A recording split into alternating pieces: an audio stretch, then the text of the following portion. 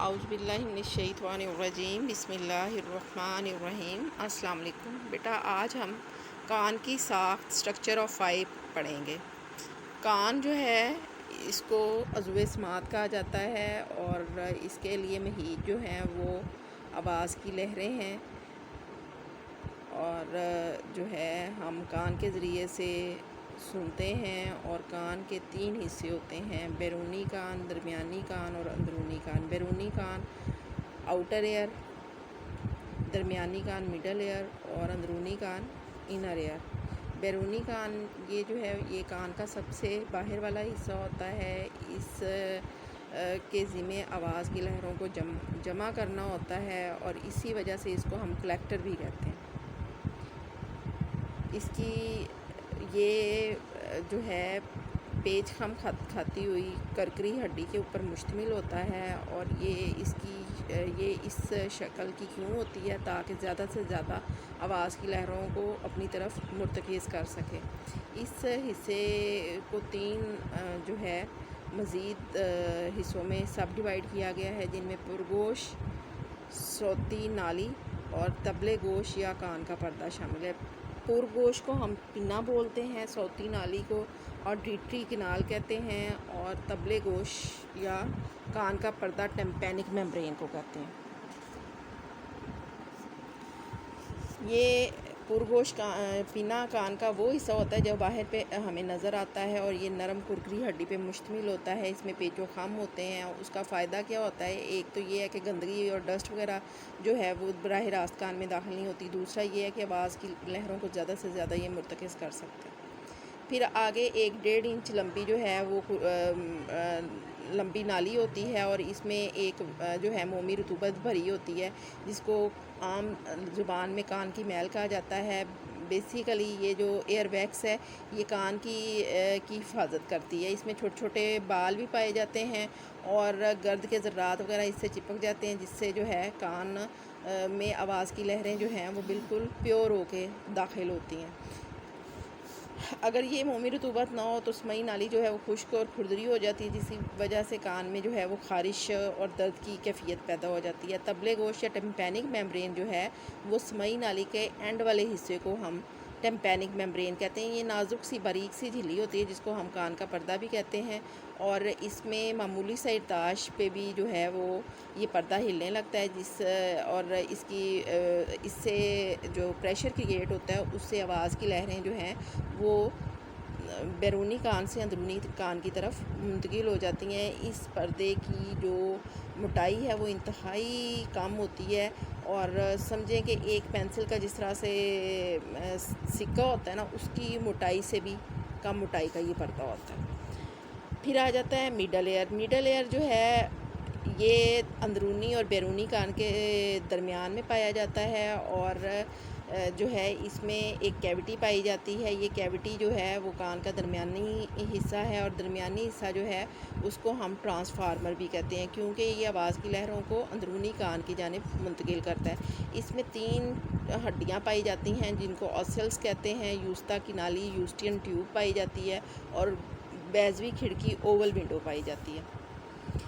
یہ جو ہڈیاں ہیں آسلز جن کو کہا جاتا ہے، یہ 3 ہڈیاں ہیں جو ایک دوسرے کے ساتھ 90 کا اینگل بناتی ہیں، اور یہ جو ہیں یہ ہتھوڑا نما، ارہن نما اور رکاب نما ہوتی ہیں۔ اپنی ساخت کی وجہ سے یہ انہی ناموں سے مشہور بھی ہیں۔ ان کو ہتھوڑا نما ہڈی، ارہن نما ہڈی اور رکاب نما ہڈی کہا جاتا ہے۔ ان کا ایک حصہ جو ہے مطلب وہ کان کے پردے کے ساتھ، اور دوسرا حصہ جو ہے وہ بیضوی کھڑکی میں کھلتا ہے۔ یہ آواز کی لہروں کو جو ہے مطلب وہ بیرونی کان سے اندرونی کان کی طرف منتقل کرتی ہیں، بیضوی کھڑکی سے آگے کی طرف جو ہے نا وہ آواز کی لہروں کو کرتی ہیں منتقل۔ یوسٹین ٹیوب یا یوستا کی نالی جو ہے وہ درمیانی کان سے ایک نالی گلے کی طرف نکلتی ہے، جس کو ہم یوستا کی نالی کہتے ہیں۔ یہ جو نالی ہے یہ پردے کے دونوں طرف ہوا کے دباؤ کو یکساں رکھتی ہے۔ کان کے پردے کے دونوں جانب جو ہے ہوا کے دباؤ کو یکساں رکھنے کے لیے یہ نالی ہوتی ہے، کان کے پردے کے کسی ایک طرف اگر دباؤ کم یا زیادہ ہو جائے تو کان کے پردے کو نقصان پہنچنے کا اندیشہ ہو جاتا ہے، اور اگر خدا نہ خواستہ یہ کان کا پردہ پھٹ جائے تو یہ دوبارہ ریپیئر نہیں ہو سکتا، کیونکہ اتنا باریک ہے، اس کو کوئی جو ہے ٹانکا وغیرہ نہیں لگ سکتا۔ اس لیے تیز ہواؤں سے حفاظت کے لیے یوسٹین ٹیوب ہوتی ہے، اس کا ایک حصہ جو ہے وہ کان میں اور دوسرا حصہ جو ہے وہ حلق میں کھلتا ہے، اور یہ ایکسیسو پریشر کو جو کہ کان میں کریٹ ہوتا ہے اس کو منہ کے ذریعے سے نکال دیتی ہے، اور کان کا پردہ جو ہے وہ اپنی جگہ قائم رہتا ہے۔ پھر اوول ونڈو ہوتی ہے درمیانی کان میں، یہ جو ہے بیضوی کھڑکی کے ذریعے اندرونی کان سے یہ حصہ جو ہے وہ ملا ہوتا ہے۔ نال نما ہڈی کے آگے جو ہے بیضوی کھڑکی ہوتی ہے، اور نال نما ہڈی کی حرکت کے باعث بیضوی کھڑکی سے آواز کی لہریں جو ہیں وہ اندرونی کان کی جانب منتقل ہوتی ہیں۔ کان کا جو اندرونی حصہ انر ایئر ہے یہ سب سے حساس حصہ ہے، اس کو جو ہے کیونکہ یہ آواز کی لہروں کو وصول کرتا ہے، اس کو ریسیور یا کنورٹر کہتے ہیں، اور یہ جو ہے یہ بیضوی کھڑکی کے آگے سے شروع ہوتا ہے، اور اس میں ریسیپٹر سیل پائے جاتے ہیں جو کہ آواز کی لہروں کو سمعی عصب کے ذریعے سے صدری فیس میں بھیجتے ہیں، اور پھر ہمیں جو ہے سماعت کا احساس پیدا ہوتا ہے۔ اس کے اندر جو ہے مطلب جو حصے پائے جاتے ہیں ان میں نیم دائرہ نالیاں ہیں، دہلیز ہے، کوکلیا ہے، اور گول کھڑکی پائی جاتی ہے۔ نیم دائرہ نالیاں یہ تعداد میں 3 ہوتی ہیں، ان میں سے 2 افقی ہوتی ہیں اور 1 عمودی ہوتی ہے، اور ان کے درمیان ان نالیوں کا سماعت سے براہ راست تعلق نہیں ہے، تاہم یہ جو ہیں فرد کے توازن کو برقرار، جو کان ہے نہ صرف یہ عضو سماعت ہے بلکہ عضو توازن بھی ہے، تو اس کے ان نالیوں کے اندر جو مادہ ہوتا ہے، سیال مایع ہوتا ہے، وہ کیا کرتا ہے، وہ فرد کے توازن کو برقرار رکھنے میں مدد دیتا ہے، اور اگر جو ہے فرد عدم توازن، اس مادے میں عدم توازن آ جائے تو پھر اپنا فرد توازن برقرار نہیں رکھ سکتا اور اس کو چکر آنے شروع ہو جاتے ہیں۔ نیم دائرہ نالیوں کے اگلا حصہ جو ہے وہ دہلیز یا ویسٹیبیولیٹ کہلاتا ہے، اور پھر آ جاتا ہے کوکلیا، جس کو اصل میں عضو سماعت کہا جاتا ہے۔ یہ جو ہے یہ بیضوی کھڑکی دراصل جو ہے کوکلیا میں پائی جاتی ہے، اور کوکلیا میں ایک سوراخ پایا جاتا ہے جسے گول کھڑکی یا راؤنڈ ونڈو کہا جاتا ہے۔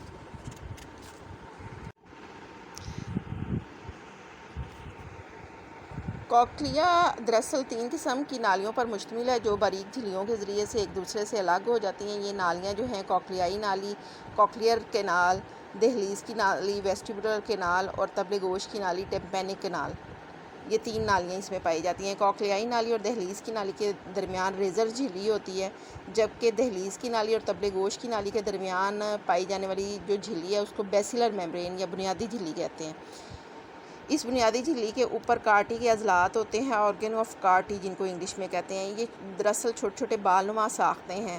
ماہرین کے خیال میں یہ بال نما ساختیں ہی اصل میں وہ ریسیپٹر سیلز ہیں جو کہ سماعت کے لیے حساس ہیں، اور ان کی وجہ سے ہی سماعت پیدا ہوتی ہے۔ ان کے اوپر سے ایک اور باریک جھلی ہوتی ہے جس کو ٹیکٹوریل میمبرین کہتے ہیں، وہ ان کو جو ہے ڈھانپ لیتی ہیں۔ ان تمام نالیوں میں ایک سیال رطوبت اینڈولمف جو ہے وہ پایا جاتا ہے۔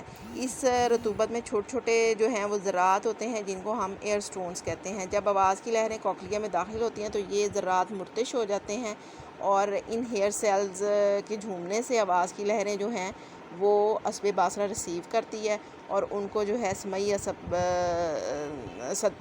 جو دماغ ہے اس کی صدری فیس تک لے کے جاتی ہے، اور ہمیں جو ہے سماعت کا احساس پیدا ہوتا ہے، آواز کی لہروں کی شناخت ہوتی ہے، اور سماعت کا یہ جو عمل ہے یہ مکمل ہو جاتا ہے۔ کان کو خون کی فراہمی کے لیے خون کی بڑی نالی کان کے اندر کی طرف کوکلیا کے ساتھ منسلک ہوتی ہے۔ یہ بڑی نالی آگے چل کر بے شمار چھوٹی چھوٹی باریک نالیوں میں تقسیم ہو جاتی ہے جن کو کیپلریز کہتے ہیں، اور یہ جو ہیں یہ کان کو خون سپلائی کرتی ہیں، اور یہ جو خون سپلائی ہوتا ہے اس میں آکسیجن اور خوراک دونوں ملے ہوتے ہیں۔ اب فنکشن آف ایئر ہم پڑھیں گے کہ کان کس طریقے سے عمل کرتا ہے۔ بیرونی کان جو ہے وہ آواز کی لہروں کو جمع کرتا ہے، اور ان کو جو ہے جو کان کا پردہ ہے اس کی طرف بھیجتا ہے، تو کان کا پردہ جو ہے وہ مرتش ہو جاتا ہے، جس کے ارتعاش کی وجہ سے پریشر کریٹ ہوتا ہے اور آواز کی لہریں جو ہیں وہ درمیانی کان سے ہوتی ہوئی اندرونی کان کی طرف منتقل ہو جاتی ہیں۔ جو بیرونی کان ہے اس کو ہم کیا کہتے ہیں؟ کلیکٹر کہتے ہیں، جبکہ درمیانی کان کو ٹرانسفارمر کہتے ہیں، کیونکہ وہ آواز کی لہروں کو بیرونی کان سے اندرونی کان کی طرف منتقل کرتا ہے، اور اندرونی کان کو ہم ریسیور کہتے ہیں۔ یہاں سے کوکلیا تک ارتعاش منتقل ہوتا ہے، اور یہ ارتعاش کارٹی کے عضلات کو، جو کہ جن کو ہم ایئر سٹونز بھی کہتے ہیں، ان کو کیا کر دیتا ہے؟ ان کو مرتش کر دیتا ہے، جس کی وجہ سے آواز کی لہریں جو ہیں وہ سمعی عصب کے ذریعے سے صدری فیس میں داخل ہوتی ہیں اور ہمیں سننے کا احساس پیدا ہوتا ہے۔ آواز کا ارتکاز کہ آواز کی لہریں کس سمت سے آ رہی ہیں۔ ماحول سے متعلق درست معلومات حاصل کرنے اور صورتحال کو بہتر طور پہ سمجھنے کے لیے اس بات کا تعین ضروری ہے کہ آواز کہاں سے آ رہی ہے اور اس کی سمت، تاکہ ہم جو ہے لوکیٹ کر سکیں کہ اس کی سمت کیا ہے۔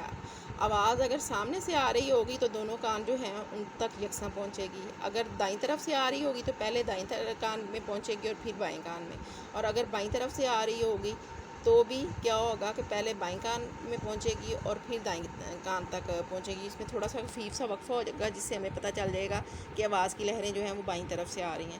اور اگر آواز اوپر سے آ رہی ہوگی تو بھی ہمارے دونوں کانوں کو برابر جو ہے یکساں طور پہ متاثر کرے گی، ٹھیک ہے۔ تو اس سے ہمیں پتہ چل جاتا ہے کہ آواز کس جانب سے آ رہی، جس جانب سے آ رہی ہوتی ہے ہم اپنی گردن کو جنبش دے کے اس سائڈ کی طرف دیکھنا شروع کر دیتے ہیں۔ آواز کے ارتکاز کی وجہ سے ہماری زندگی بہت سہل اور پرسکون ہو جاتی ہے۔ ٹریفک کا ہارن، فون کی بیل، دوستوں کی آواز کو ہم دور سے یا قریب سے پہچان لیتے ہیں اور آواز کے منبع کی طرف ہم چل پڑتے ہیں۔